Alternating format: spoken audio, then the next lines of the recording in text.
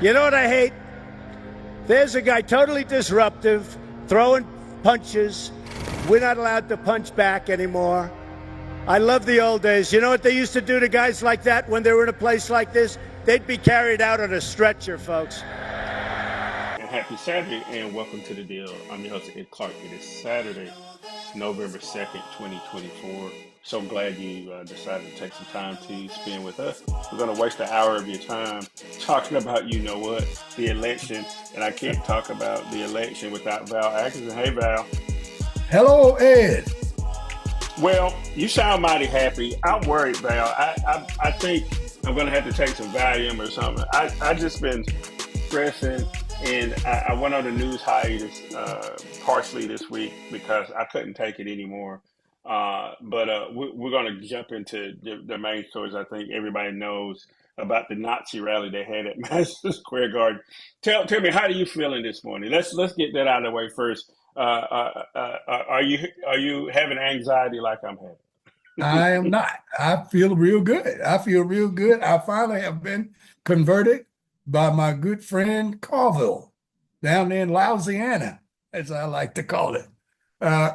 Jim Carville thinks that Kamala Harris is going to win this election, but he goes one step further and says it's not going to be as close as the pundits and the pollsters say it is. He says it's not going to be a landslide or a blowout, but she's going to win and win comfortably. I believe him. I think that's exactly right. I think we're putting giving too much credence to the pollsters, and they are not running good, decent polls.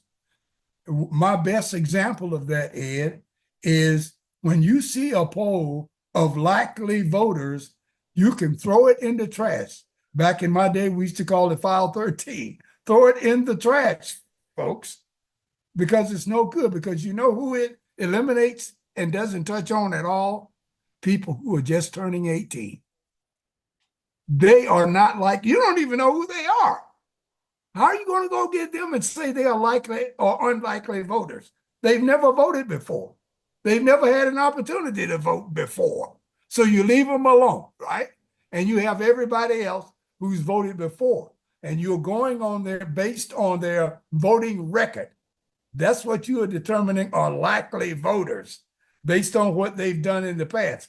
So as far as I'm concerned, the whole poll is skewed. There are going to be a lot of young folks voting this time, and most of them are not going to vote for Donald Trump. I got that straight from Jim Carville. So, well, I'm glad you and James have worked that out. Speaking of early voters, I'm going to be in Pennsylvania on Election Day in Philadelphia, and for a couple of different reasons. But hopefully, I'll be able to get some good footage and stuff there because we'll talk about this a little bit later. The battleground states in Pennsylvania gets talked about a lot. But one thing that I was checking the news, I always try to check and see what's going on in a place before I go.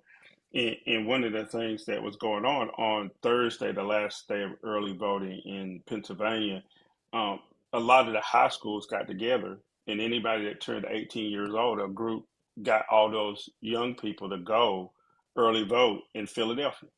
And the number was tremendous number of kids who took off from school to go vote. And one of the things in the news story was that, it was surprising the number of young people who've early voted in Pennsylvania. But there's a surprising number of people who've early voted everywhere. I got a clip about early voting in Georgia. And let's look at it and then we'll talk about it because I want to sort of bring some of this stuff into context. Georgia's November election is over. We are 3 days away now from the general election. Early voting was a massive success. More than 4 million Georgians cast a ballot. That is more than half of all registered voters in the state. Now it is time for the final push from the candidates who are asking for your support on Election Day. Atlanta News 1st Asia Wilson is live this morning at the North Fulton Service Center in Sandy Springs. And Asia, the campaigns certainly are not slowing down in these last few days.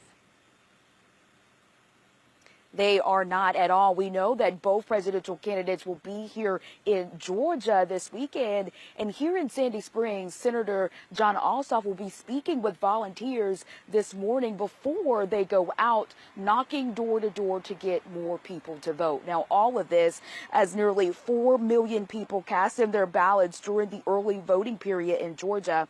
And Georgia's Secretary of State Brad Raffensperger has been busy addressing some issues, one being claims of voter fraud after an online video of someone saying they are Haitian who are voted multiple times in the state. And then there's also a big issue in Cobb County right now as well. There's a lawsuit regarding 3,200 absentee ballots sent out late due to an equipment error.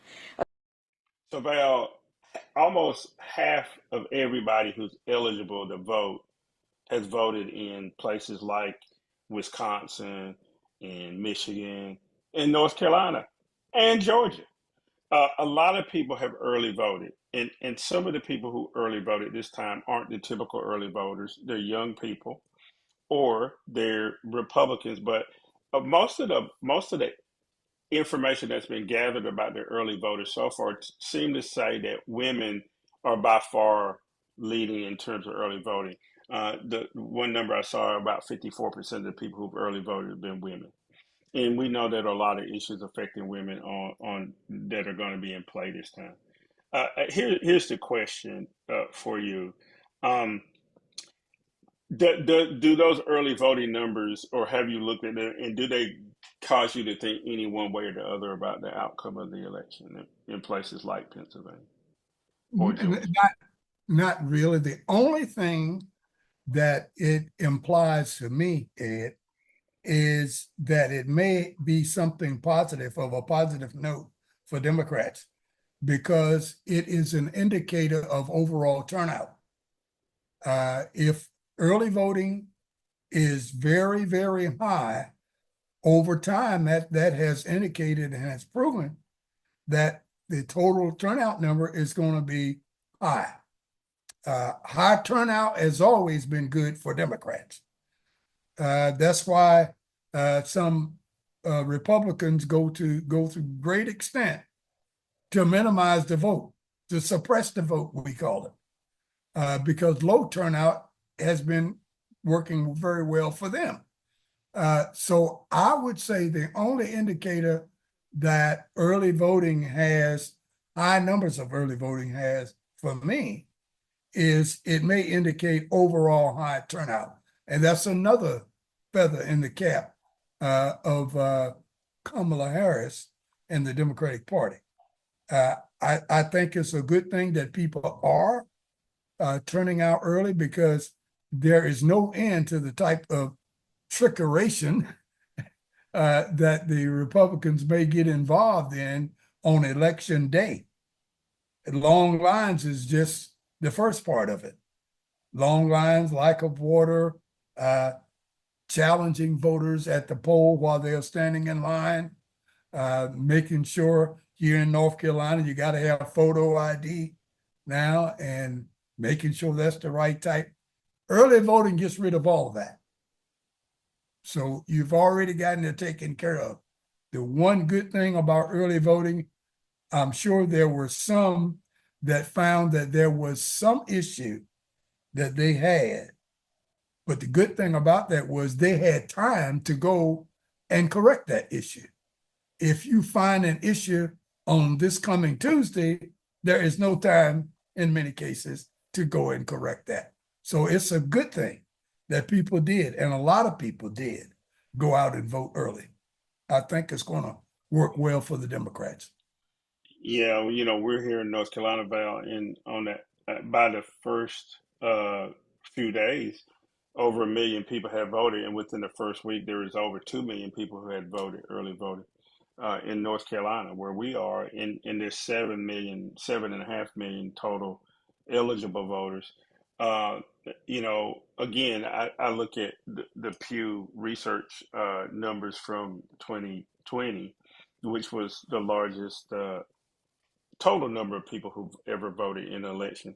It was still only 66 to 68% of eligible voters who voted, which always astonishes me about the United States is how, people complain all the damn time and so few people. And I do mean so few, because 60, even if it is 68%, that means 32% of the people are still sitting on their hands and not voting. Which brings me to an anecdote. I stopped at McDonald's this morning, which I don't typically do, and I went inside and I saw three young black people sitting at a table, and they all had on their garb. They looks like they worked at Walmart. And one of the young girls says, "Well, if I was gonna vote, but I ain't," because the young brother was telling her that she needed to vote, and she said, "Well, I would vote for Trump because he tells it like it is." And the young brother's like, "Well, just because somebody tells it like it is, don't mean you should vote for him." And she's like, "Yeah, but the other one looks sneaky." And I just stood there in amazement, and I almost turned around and said something to her, but I didn't, because she said she wasn't going to vote. But I was like, man, here's an opportunity I may be able to influence somebody. But I was so undone by what she said, Val, that it really, really bothered me. So let's switch gears, because I do want to get to these rallies that Donald Trump has been having. There's a lot been made about young people and whether or not they're going to have a adverse or positive impact, and a lot of it was about young black men. But I was heartened to hear the young black man at the table telling her that she was full of shit, basically, that didn't make any sense. And then I also, just another apocryphal story, I saw some young black men walk into another restaurant the other day, and they all had black men vote, and then on the back, vote for Harris. And they looked like brothers, from the neighborhood, and they were all coming from early voting. And I heard them talking about how they were enthused about that they had gone to cast their vote.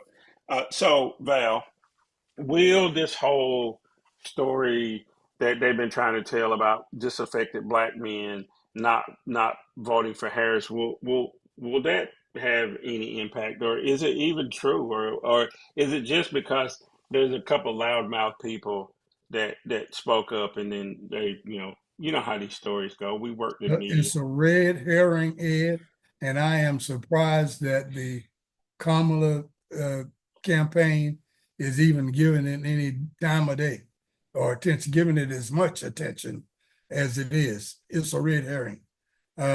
Most black men who have decided that they are going to vote or have already voted have cast a vote for the Democratic ticket. The number of black men that may decide to vote for Trump is minuscule. It won't sway the election one way or the other. And I think it's a great pundit issue. News media loves it. It gives them something to talk about. And they love to give it legs and keep talking about it and make it an issue. But I don't think it is an issue. At any rate, even if it were, Ed, and here's my main point, it's nothing that anybody can do to turn these people around in the amount of time that's left to vote. I mean, if you think that you're going to grab some black guy that has decided to vote for Trump and set him down for a few minutes and talk to him, and he's going to walk away and says, "Oh, I didn't look at it that way. You got a point. I think I'll vote for Kamala." I mean, that's what some of us think. Really, that is the cancer in the Democratic ethos. That is the cancer we have. We think we can talk anybody into and out of anything we want because we have access to the facts and we think logically and reasonably. It's like a English professor trying to give a Shakespearean test to a person that only speaks Swahili. What the hell are you doing? You're not speaking the guy's language, okay? What are you doing? He doesn't understand what the hell you're saying, but you keep doing it. You keep doing it, trying to get him to, well, can't you see that? And explain to me why. And the guy just walks away. And some of them walk away laughing at it, saying, that dumb SOB. He believes anything I say. I'm not going to vote for Trump, but I love the way he gets upset when I tell him I am. Yeah. Yeah. Well, You yeah, know, I'm sure there's plenty that's that's going on. why that's why I started the whole thing with saying that I was surprised and dismayed that the Harris campaign has spent as much time as they have dealing with this red herring that the Trump campaign and the media has developed. There are three guys in Philadelphia and in Harlem that decided that they are going to get popular by saying that they're going to vote for Trump. And we throw the whole campaign apparatus after them. You know, the last time I checked it out, three people in Harlem and Philadelphia ain't going to swing this election. Well, I don't think so either. I want to remind you, you're watching The Deal with Ed Clark and Val Atkinson, and a much more learned person than me. Val Atkinson has thrown down the gauntlet here and said that this whole issue about black men and whether or not they support Harris or not is a red herring. And I will have to agree with Val. Being a black man, I looked in the mirror this morning when I got up, and I was still one. I know most of there are some black folks who will support Trump. I mean, Tim Scott, Byron Donalds. There's some pundits that you'll see on some of these shows on CNN and And all other of them have one places, vote. and they all have one vote, Right. right? And they can't completely sway the election. What it'll take is people getting out and taking your ass to the poll, and voting is what's going to make the difference. You know, before we get into another subject, because what I want to talk about, I want to do some history, Val. We're going to talk about a Nazi rally, not the one that happened this week, which we will talk about eventually, but the one that happened before, when the Bund, which was a group in America that had very prominent American citizens in it, had a rally at Madison Square Garden. And the reason why Donald Trump had his rally at Madison Square Garden is because a guy named Stephen Miller, who we know very well from being in Durham, is one of his chief advisors, and he wanted to pay homage to that rally. And he's been doing a lot of stuff in that vein. So I hear some music. Let's take a break, and when we come back, we're going to deal with some history and then about the rally that happened at the Madison Square Garden. We'll be right back after this message.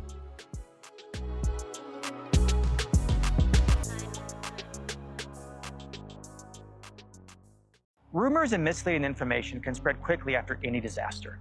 Following Hurricanes Milton, Helene, and Debbie, FEMA has seen many rumors that have the potential to seriously hamper storm response efforts or prevent people from getting assistance quickly. Help keep yourself, your family, and your community safe by being aware of rumors and scams, as well as sharing information from trusted sources. You can get official information on FEMA.gov by searching Hurricane Rumor Response.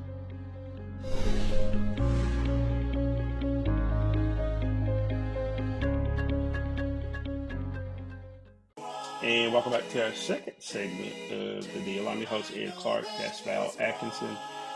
We were talking about in the first segment, just trying to get this campaign in perspective. There's 3 days left, and there's a lot of, I think, very positive movement in terms of the Harris campaign, especially the early voting numbers. So we talked about that up front.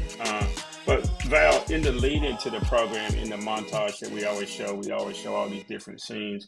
And one of the scenes that we showed was of a rally that was at Madison Square Garden this past week, where some very vile things were said. And it's clear that Trump, even as he tries to distance himself from some of the things that were said, especially about Puerto Rico and those kind of things, the reason why they go to Madison Square Garden, the Trump campaign that is, goes to Madison Square Garden, is because they wanted to harken back to a similar rally that happened there before.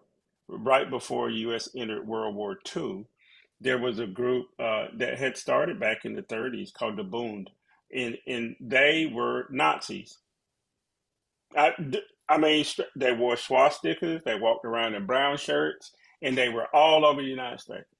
And so they decided to have a rally at Madison Square Garden because that was the premier place to have events in the United States. Madison Square Garden, even in the 30s, was well known because it was the place to go to have an event.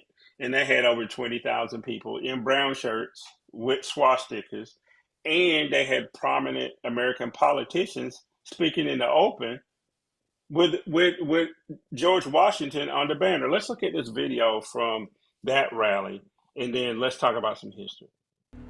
Fellow Americans, American patriots, I'm sure I do not come before you tonight as a complete stranger. You all have heard of me through the Jewish-controlled press as a creature with horns, a cloven hoof, and a long tail. We, with American ideals, demand that our government shall be returned to the American people who founded it.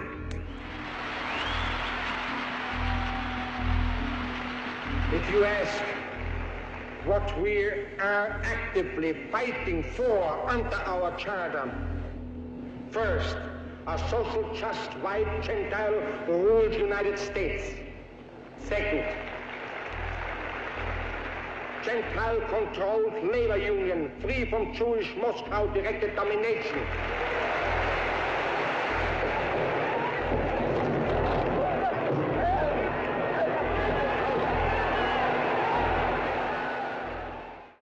So, Val, they were talking about eliminating Jews, how horrible Negroes were, send them back to Africa, the whole nine, right?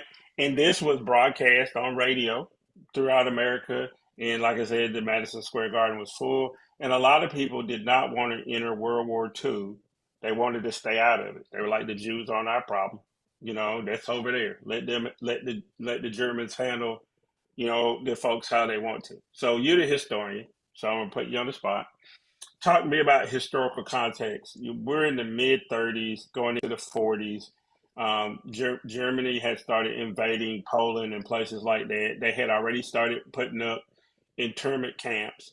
But fascism was a real thing in the United States. There were people in Congress who were fascists, who were supporting Germany in Congress. Talk to me about that time period and how there's some analogies to where we are right now.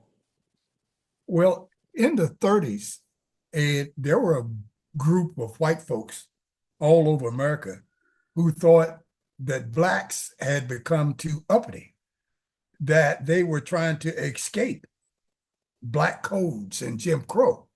To give you an exact example of that, between the years of 1900 and 1929, there were no African Americans in Congress. Now, when I say Congress, I'm not talking about the House. I'm talking about both houses of Congress, which includes the Senate. There were no African Americans in Congress between 1900 and 1929. The last one was our Congressman, George H. White from North Carolina. He was the last one in Congress. Oscar Dupree won election in 1928, first congressional district out of Chicago for Illinois, for the state of Illinois. And he took his seat in 1929. So between 1900 and 1929, there were no black folks in Congress. So that set the tone.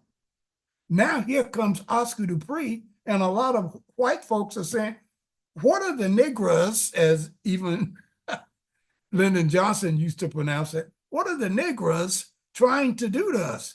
They're trying to take over Congress. They got one black person in the House now. Jim Crow laws were falling in the various places. Blacks were beginning to protest, beginning to demand. This is before the Civil Rights Movement, of course, but things were starting to move. So this laid the groundwork for people to come up and say, we need to take a look at something like Nazism. We need to show people what's going on. We need to have a parade right down Pennsylvania Avenue, where I used to work. 12,000 people in bed sheets and white hoods walking down Pennsylvania Avenue with tiki torches. What a sight in the United States of America. That's what they wanted. The atmosphere was right for the Nazi Party to merge with the Jim Crow people of the South and of the North in the United States of America. So the timing was perfect. This was even before World War II started. This was even before Hitler came up with his final solution for the Jews. As a matter of fact, he got that idea from the way white America treated Black America. That's the way where he got the idea of the way we need to treat Jews to just finally get rid of them, get this bane of our existence out of our life for once and for all, as we used to say, and that was to kill them all.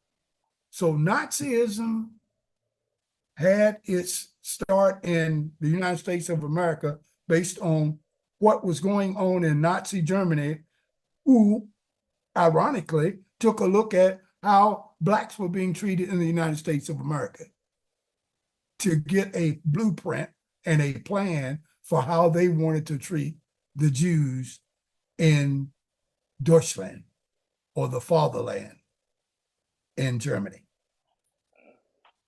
Well, I want to remind you, you listened to the deal with Ed Clark and Val Atkinson, and I asked Val to give a history, because I will also want to now bring in, because we're want to do this almost every episode, tie into North Carolina, because there is also a tie into North Carolina to this. The founder of the John Birch Society is the youngest student ever at the University of North Carolina, Chapel Hill. He was 12 years old when he was admitted as a student to the University of North Carolina at Chapel Hill, and he was born in Chowan County, North Carolina. And his name is Robert Henry Winborn Welch, Jr. Now, everybody goes like, well, who is he? Well, if you ever had a sugar baby candy or a sugar daddy, he owned the candy company that created those candies. But he was also a raging racist and had an affinity for the Nazis. And one of the things he decided to do, now I'm not sure if I got a picture of him up anywhere at the University of North Carolina. Next time I'm in Chapel Hill, I think I'll go by and see. But he also started something called the John Birch Society. The John Birch Society was a group that was right-wing that tried to use respectable businessmen. Back to Val's point, some people come in bed sheets, some people wear a swastika. Well, the John Birch Society were people in business suits, and they were businessmen who met to try to figure out what to do to keep right-wing politics going, and they supported, people like William F. Buckley in the National Review. And so a lot of the rhetoric you hear from Donald Trump and people like Stephen Miller, and the reason why you have a rally at Madison Square Garden in 2024 is that they're hearkening back to that. There's nothing in what you heard at Madison Square Garden in 2024 is not something you would not have heard in the 1930s or from the John Birch Society or from the Ku Klux Klan or any of those other people. So when certain people feign indignation that you're calling Donald Trump a Nazi, well, they can kiss my ass, because he's using the exact same rhetoric that they used at those rallies, the whole America First thing and some of the other stuff. So, Val, I wanted to talk about this because we do this almost every episode as we throw some history into the show, because I think it's important. There's a podcast that I'm going to plug, and I've plugged it on here before. It's called Throughline. It's a very good podcast because they take you through stories like this. So they have an episode on that rally that happened in New York before with the Bund, but they also have a good episode on the John Birch Society as well. And I would recommend that to you. So, but also look up Robert Henry Winborn Welch. And every time you've had a sugar daddy or a sugar baby, remember that the Oxford Candy Company that was started in Brooklyn, New York, was started by a guy from North Carolina, the youngest student ever at the University of North Carolina at Chapel Hill. And think about how his candy company, people buying candy, was supporting people undermining the government because he believed that everybody in government was on the side of the communists, including Dwight Eisenhower, who had been a hero in World War II, right? So he thinks that Dwight Eisenhower is an undercover secret agent for the communists. And so his plan was to infiltrate PTAs and school boards. Now, do you see any analogy to what we're going through now, folks? That's what If they it do walks now. like a duck and talks like a duck and loves water, there's a good possibility it might be a duck. Yeah, it might be a duck. So I'll leave that there about the past. Let's talk about the current. Everybody was in an uproar this week, Val, because Tony Hinchcliffe, who's a comedian who is an affiliate of Joe Rogan, and Donald Trump and J.D. Vance were on Joe Rogan's program within the last week. He gave them 3 hours apiece to talk their nonsense on the show. Now, he pushed on some things, but for the most part, it seemed that he was very accommodating to their nonsense. But let's look at Tony Hinchcliffe. Everybody's seen this, the part about the Puerto Ricans. But let me show you how he started off, and then we'll talk about it. 18 years in Ohio, 20 years in California, and I got to see California turn to absolute horrendous thing. And traveling the world, I got to see San Francisco turn into one of the most demented cities, one of the greatest downfalls I've ever seen. And that is where the other candidate worked for 2 decades. And it's absolutely wild to see. And in Texas, stuff is really, really crazy. We're right there by a wide open border. Where are my proud Latinos at tonight? You guys see what I mean? It's wide open. There's so many of them. It's absolutely incredible. Believe it or not, people, I welcome migrants to the United States of America with open arms. And by open arms, I mean like this.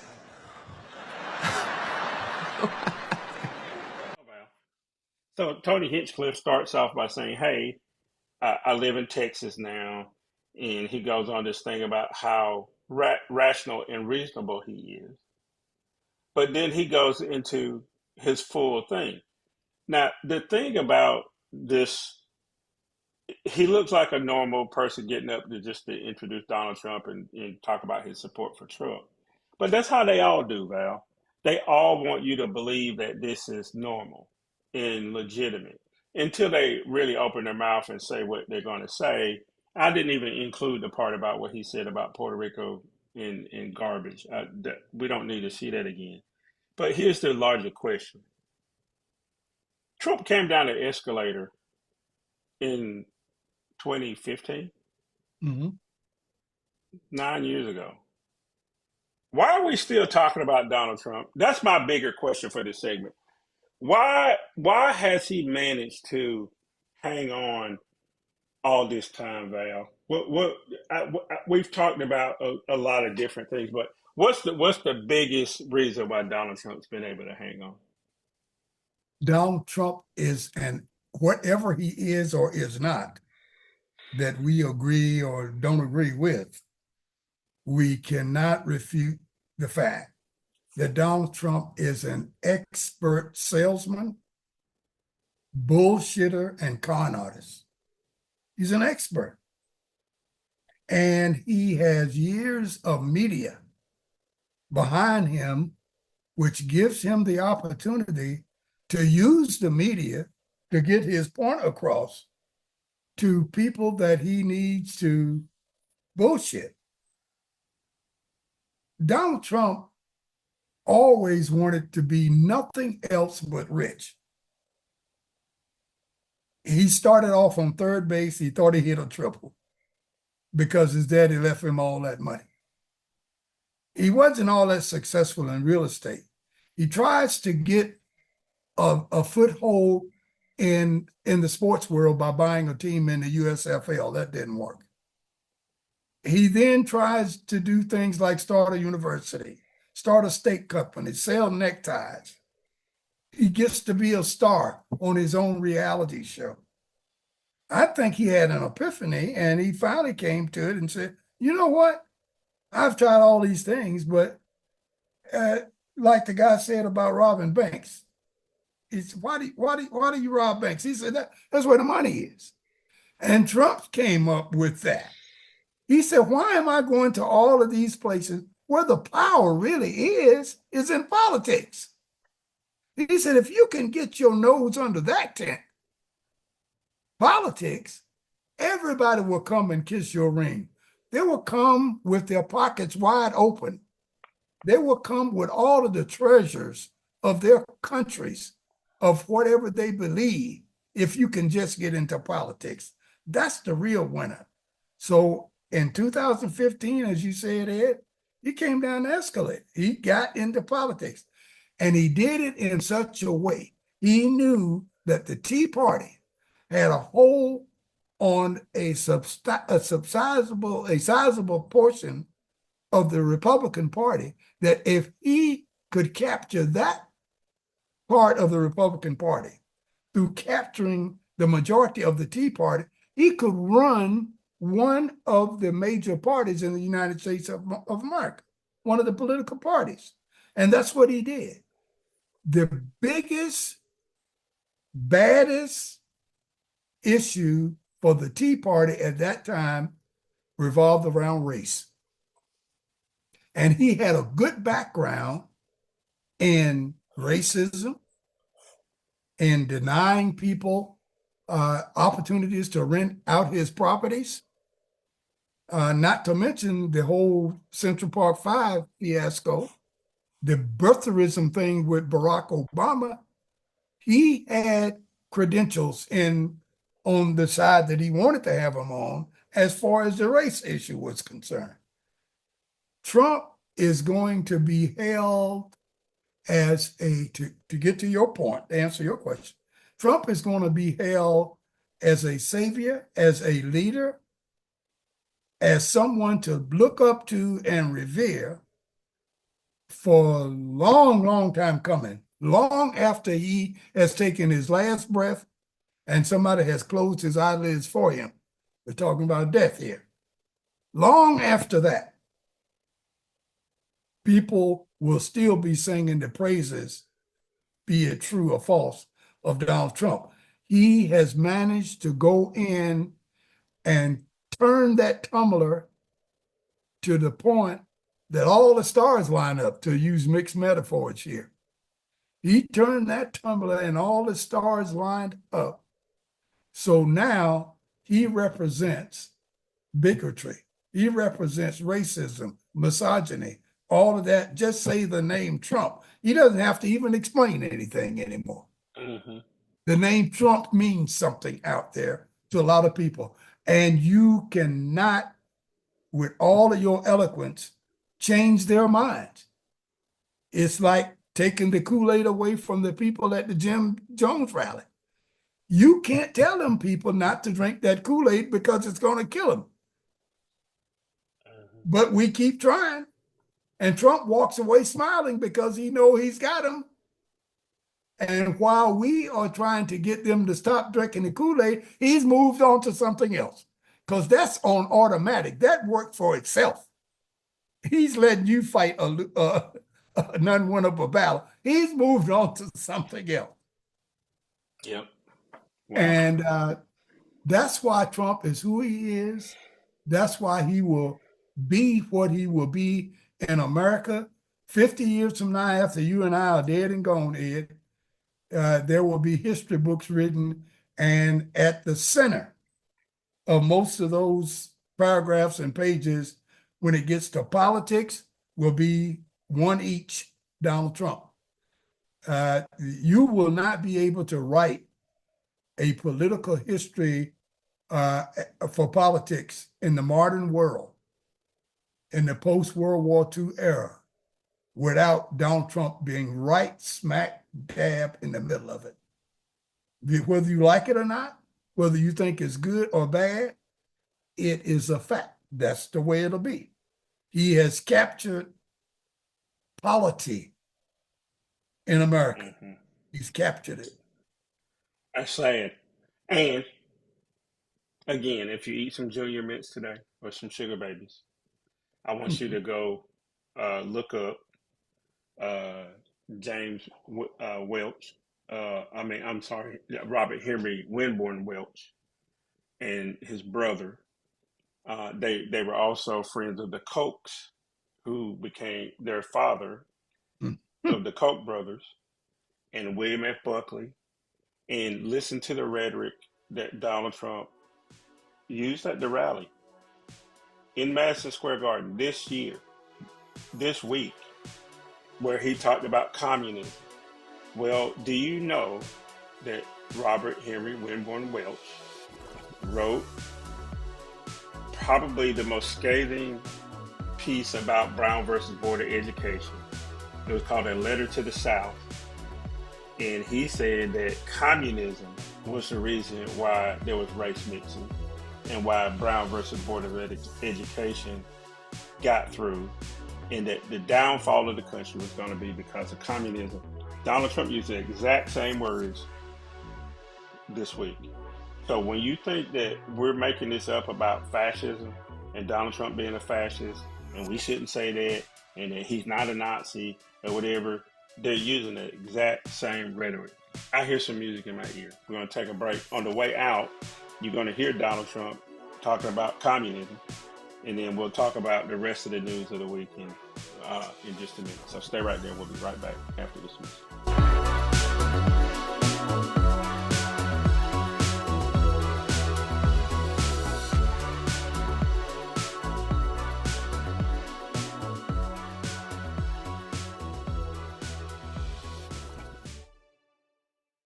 Kamala Harris gets 4 more years, our economy can never recover.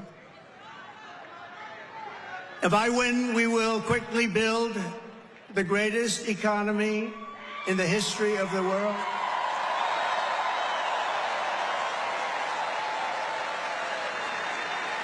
Which is what we had in our last term. We will rapidly defeat inflation, and we will very simply make America affordable again. We're going to make it affordable. Right?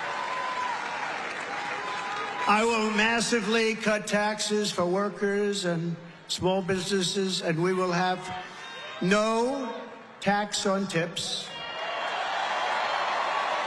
no tax on overtime, and no tax on Social Security benefits for our seniors. In 2016, Donald Trump said he would choose only the best people to work in his White House. Now those people have a warning for America. Trump is not fit to be president again. Here's his vice president. Anyone who puts themselves over the Constitution should never be president of the United States. It should come as no surprise that I will not be endorsing Donald Trump this year. His defense secretary. Do you think Trump can be trusted with the nation's secrets ever again? No. I mean, it's just irresponsible action that places our service members at risk, places our nation's security at risk. His national security advisor. Donald Trump will cause a lot of damage.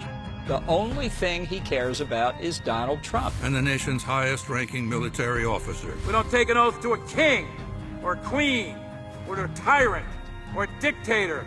We don't take an oath to a wannabe dictator. Take it from the people who knew him best. Donald Trump is a danger to our troops and our democracy. We can't let him lead our country again. I'm Kamala Harris, and I approve this message. Are we ready to do this?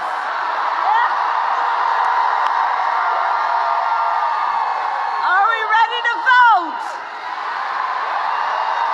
Are we ready to win? Oh, it's good to be back in North Carolina. Thank you all and all the incredible leaders who are here. Thank you all, everyone, for taking time out of your busy lives to be here this afternoon. I thank you. Thank you. And I want to thank my dear friend, Governor Cooper, Roy Cooper, Attorney General Josh Stein, who will be your next governor, Representatives Nickel, Ross, Bushi, and Mayor Baldwin. I thank you all and all the leaders who are here. So Raleigh, early voting, as Jennifer said, has started. Here in Wake County, you can vote early now through Saturday, November 2nd. And we need you to vote early, North Carolina. Welcome back to our third and final segment of The Deal. I'm your host, Ed Clark. That's Val Atkinson. On the way out, you saw some more nonsense from the Trump rally.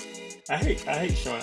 Val, I really do hope that this time is the end for Donald Trump. I can't tell you how tired I am of his ass and want him to be gone.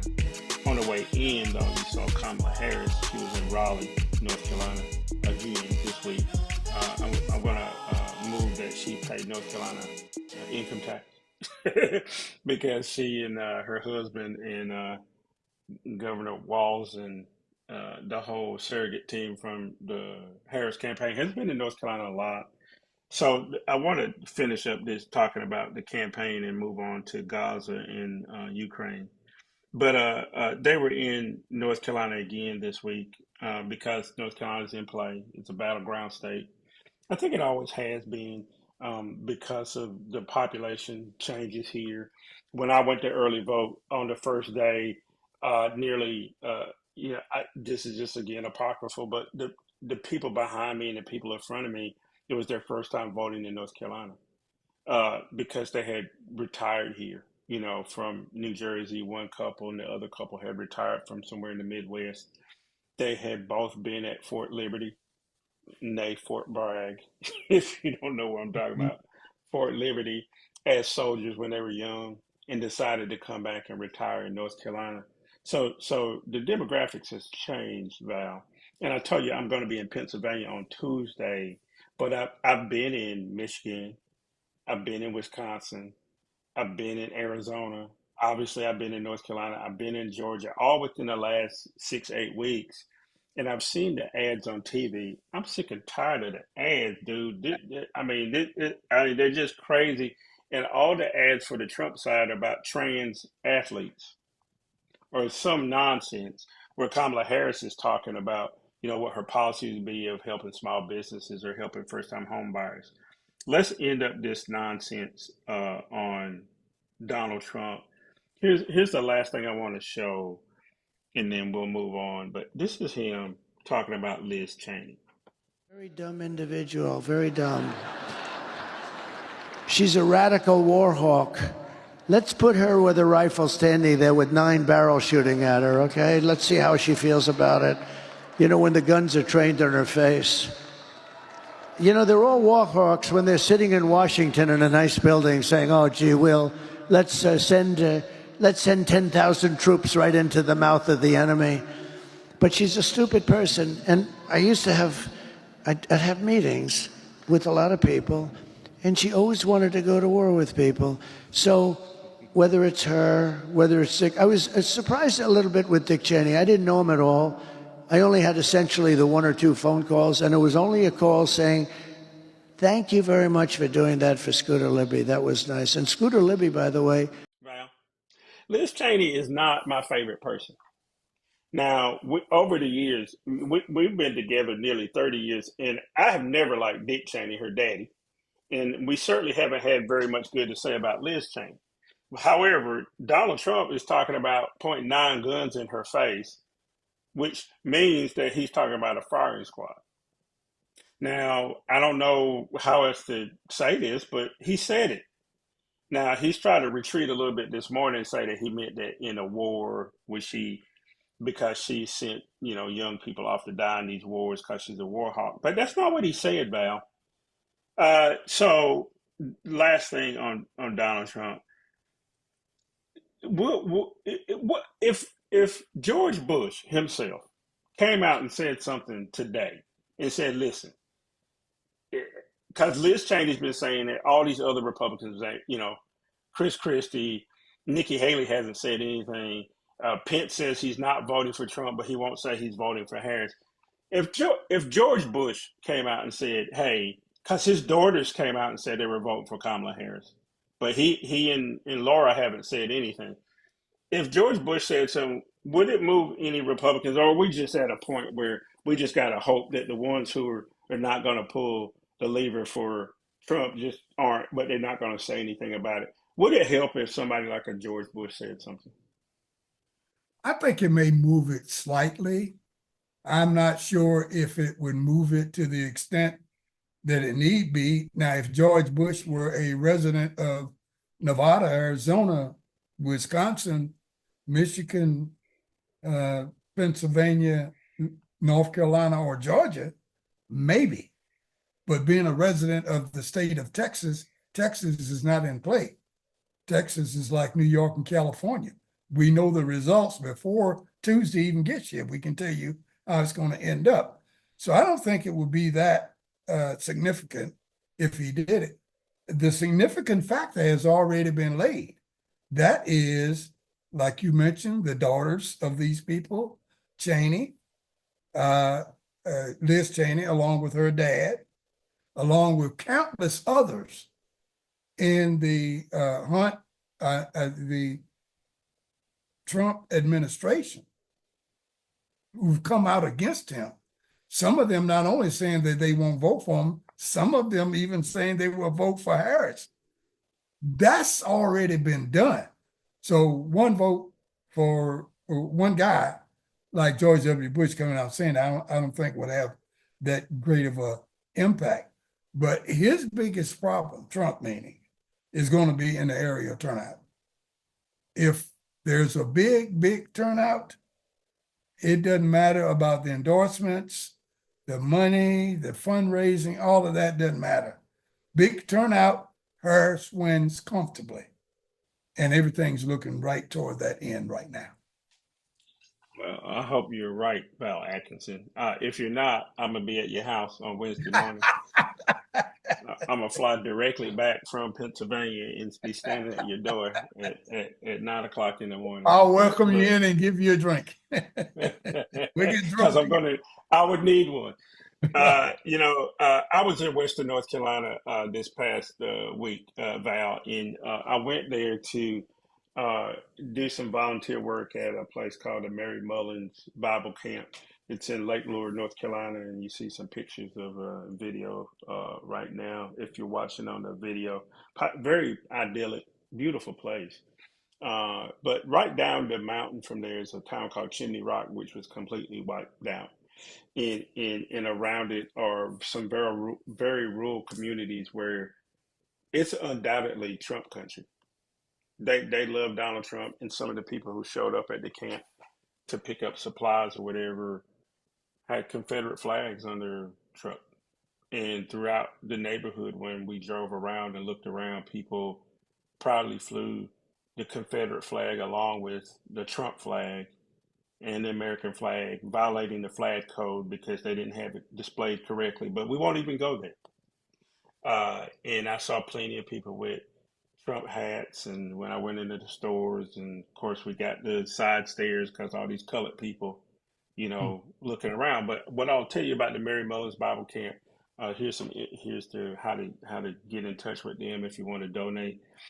They are in Lake Lure, North Carolina. It was started as the first African American school in Rutherford County, North Carolina. They were in operation until the 80s. And then schools integrated in the area. And of course, Mary Mullins was no longer the high school, but it became a summer camp for kids from St. John's Baptist Church that's in the area. I met the minister there, and I also met the director of the camp. Her name is Sheila Francis. Very committed to making this thing work. So what they decided to do, Val, is open up the camp so people can come there and get supplies, cleaning supplies, whatever. But also, if they needed to spend the night. So if volunteers were coming from all over the country, they have a dormitory there because it used to be a school. The students used to have to stay at the school because if you were up in the mountains, you got to school, there was no going home. So you stayed there for the whole semester and then you went home. So they're also hosting people there. I encourage people to maybe consider giving some money there because there's a substantial African American and Native American community in Rutherford County, North Carolina. If you've heard of the Melungeons, they are an admixture of African Americans and Native Americans that live in the area. And when you meet the folks, you know immediately because they have features of African American people and Native American people. So they'll have a thin nose and then they'll have full lips or whatever. And but they identify mainly as African American, and they're trying to help people there, even though people probably would not come to their aid, right? Because they're just trying to do the right thing. So that's the Mary Mullins Bible Camp in Lake Lure, North Carolina. We're working on a piece that we'll put on the website at some point that shows you the full story. We also donated a Starlink satellite system because one of the things we asked them what they needed before we came was communications. Electricity was back on, but they have no internet. And it may be months before they have internet. So we provided internet services for them through my company, Future Forward Innovations. It was sort of bittersweet, Val. Starlink is owned by Elon Musk.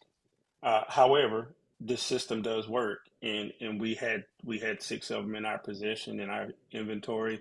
We donated one there, so to offset, the fact that we're donating, this equipment and this Elon Musk made some money, we're going to donate the other system down on the east coast of North Carolina in Brunswick County. There's a community there called Cedar Grove that's an African American community center that wants to offer some after school programs for kids, and they need internet, so we're going to donate one there.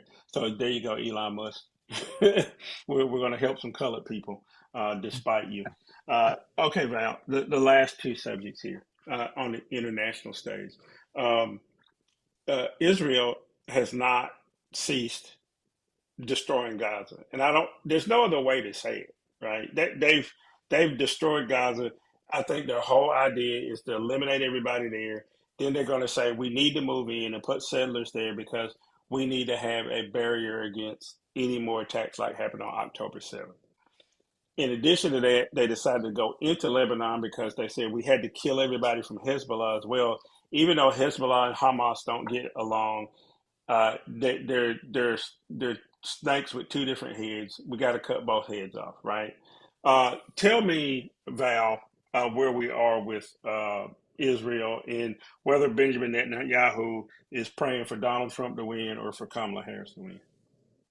Oh, yeah. Netanyahu would love for Trump to win because he would allow Trump to do anything, Netanyahu to do anything he wants to do because all Trump wants to do is to make money. So he's hoping that Kamala doesn't win because Kamala has to listen to the progressive wing of the Democratic Party, who has a problem with the way Netanyahu is processing this whole war piece here and the way Palestinians are being treated. Harken me back to a book, and I'm going to give him some little advertisement here. Jimmy Carter wrote a book several years ago when he was in office, and the title of it is Palestine, Peace, Not Apartheid. Great title. And the book outlines in very easy reading what has happened in that area over time and what needs to happen. Getting back to Netanyahu, I believe that many Jews who are supporters of Israel will rue the day that Netanyahu decided to become the king, have Israel to become the king and kingmaker of the Middle East. That's his whole goal. Is the only way he can feel free and safe in the Middle East is to control the Middle East. And a lot of people don't realize it now, but you talk about this two-state solution and all of these kind of things. Right now, Israel is positioning itself that it will have veto power, it will have final say on any government that is to replace the government that we now see in Beirut, any new government in Palestine, any organization at all around the Middle East.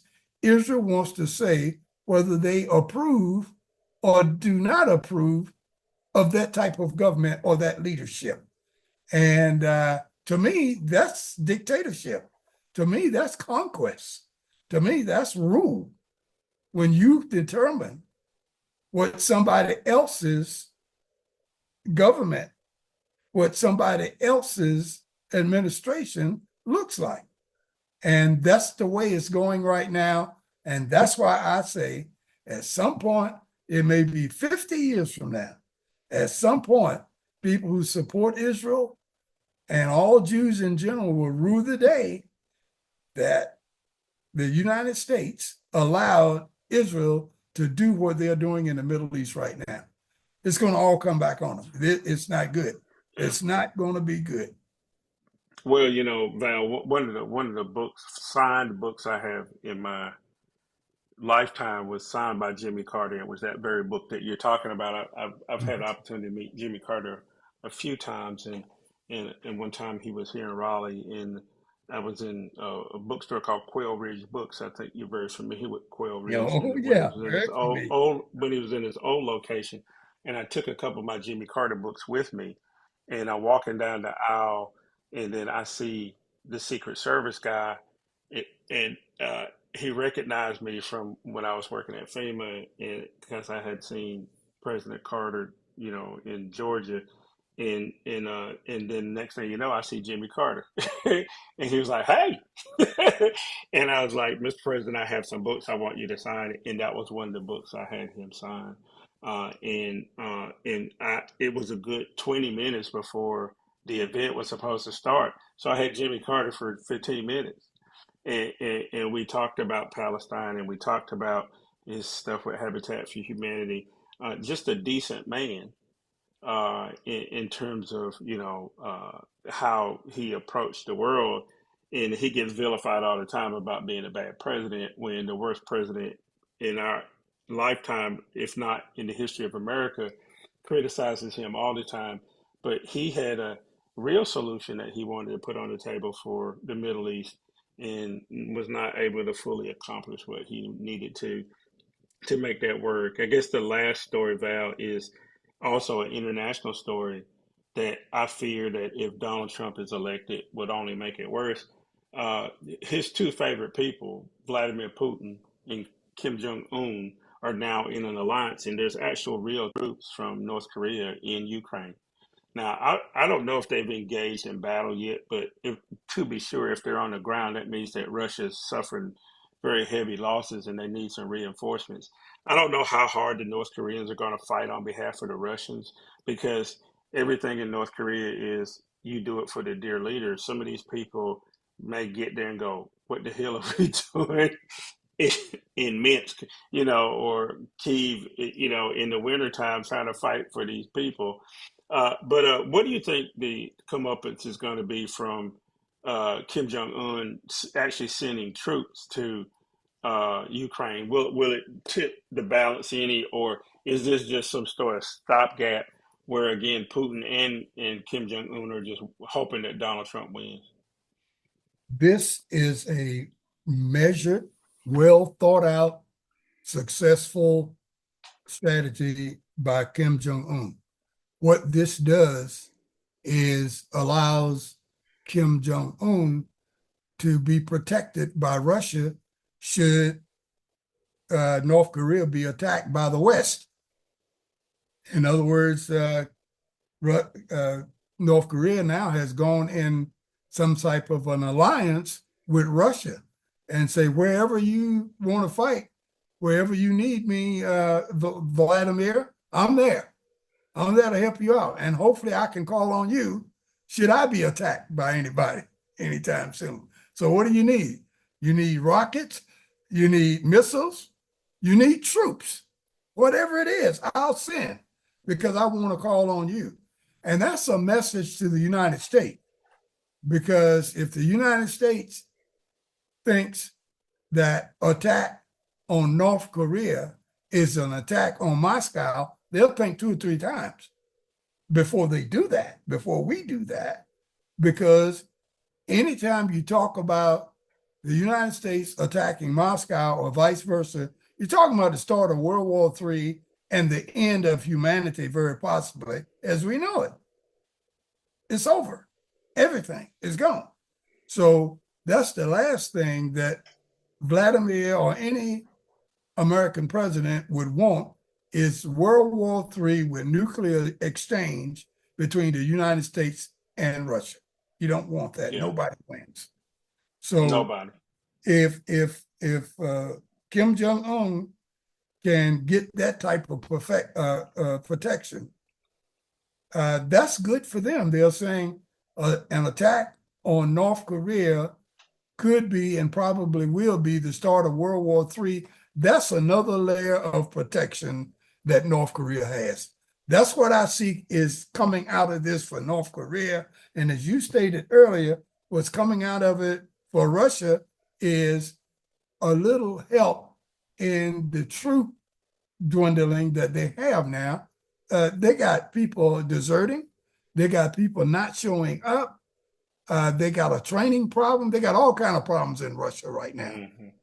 And for North Korea to provide thousands and what is equivalent to about 4 or 5 divisions of troops to Russia to send to Ukraine is worth signing some agreement because they were already in bed with each other anyway. They were already sending them rockets and missiles.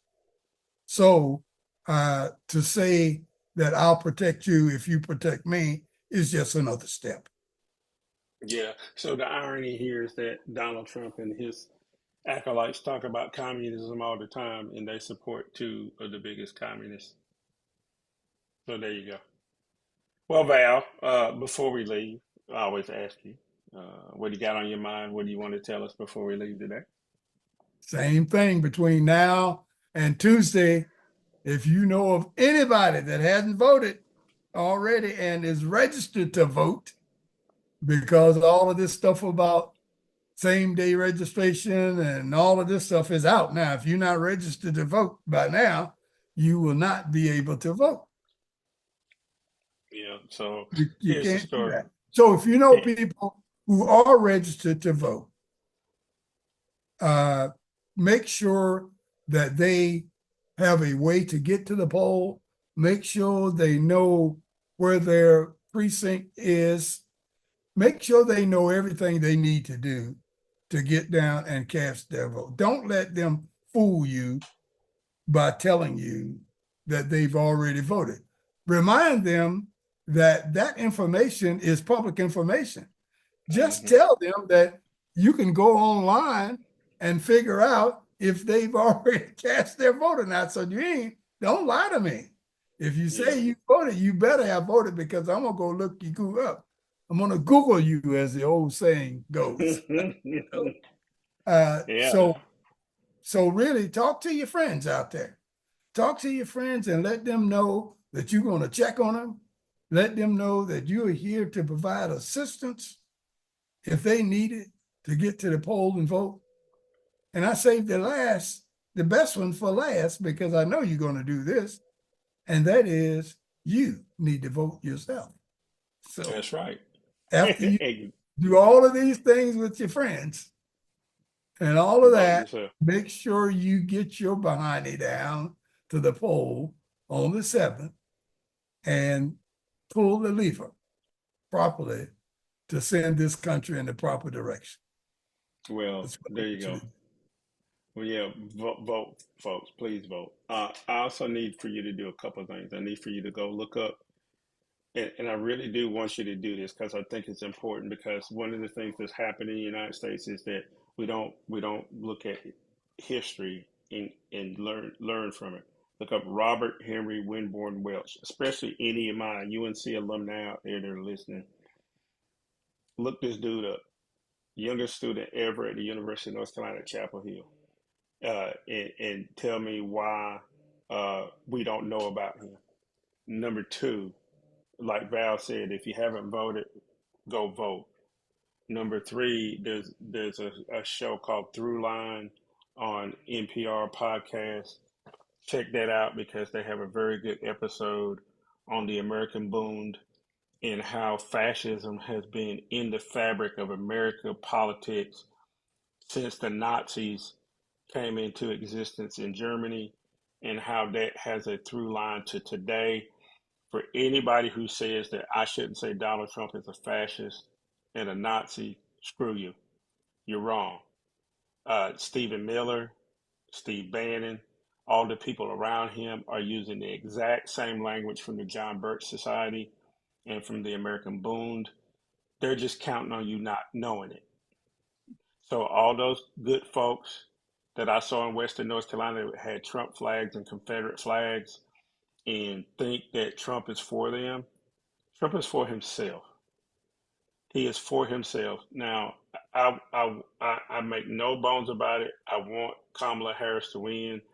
I want the Democrats in North Carolina to at least cut into some of the lead that the Republicans have here in North Carolina because I live here. But throughout the country, Wisconsin, Pennsylvania, California, New York, anywhere you are, Arizona, all the places I've been in the last 18 months. I told you I've been in 29 states in the last 18 months. I'll be in state number 30 on Tuesday. I'll be in Pennsylvania for the elections on Tuesday. I need for people to take this serious, so please vote. Anyway, thank you for spending this last hour with us. Go out and do something good for somebody today. That's all I ever ask you to do, and we'll see you next time for another edition of The Deal. Bye.